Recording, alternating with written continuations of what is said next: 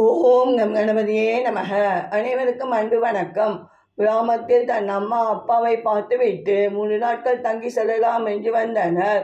மகள் மதுமிதா, மருமகன் மகேஷ், அவர்கள் மகன் மனோ மூவரும்.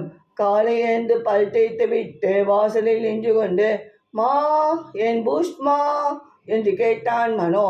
இதோ கொண்டு வரேன் மனோ என்று சொன்னாள் அத்தை அனு. மணியோசையுடன் யானை வந்தது. சிறுவர் சிறுமியர்கள் கைத்தட்டி மகிழ்ச்சி தெரிவித்தனர். இது என்ன பாட்டி, காலையிலே யானை வருதே என்று கேட்டான் மனோ. ஓ அதுவா, ஆகஸ்ட் 12 உலக யானைகள் தினம்.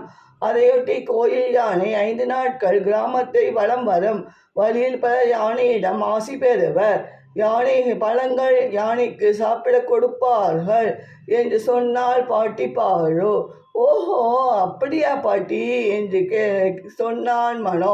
இந்த மனோ உன் போஸ்ட் என்று தந்தாள் அத்தை அனோ. தேங்க்ஸ் அத்தை என்று வாங்கி குடித்தான் மனோ.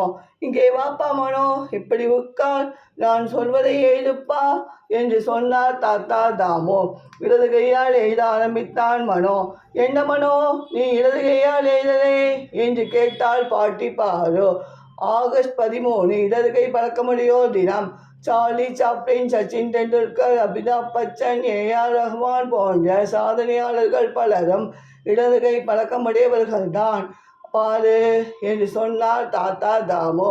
இதெல்லாம் எனக்கு தெரியாதே என்று சொன்னாள் பாட்டி பாரு. அனு, ஏடிஎம்மில் பணம் வரலை, இப்போ நாம் செலவுக்கு என்ன செய்வது அனு என்று கேட்டார் கணவர் அருண். ஒன்றும் கவலைப்படாதீங்க, இன்று ஆகஸ்ட் 14 நிதி விழிப்புணர்வு நாள். நீங்கள் செலவுக்கு தரும் பணத்தில் தினம் 10 ரூபாய் உண்டியலில் சுமார் 1 வருடங்களுக்கு மேலாக சேமித்து வருகிறேன். இப்போ 5000 ரூபாய்க்கு மேல் இருக்குங்க என்று சொன்னாள் அனு. சூப்பர் அனு, உன்னை மாதிரி மனைவி அமைய நான் ரொம்ப கொடுத்து வச்சிருக்கேன் அனு என்று சொன்னார் அருண். நன்றி, வணக்கம்.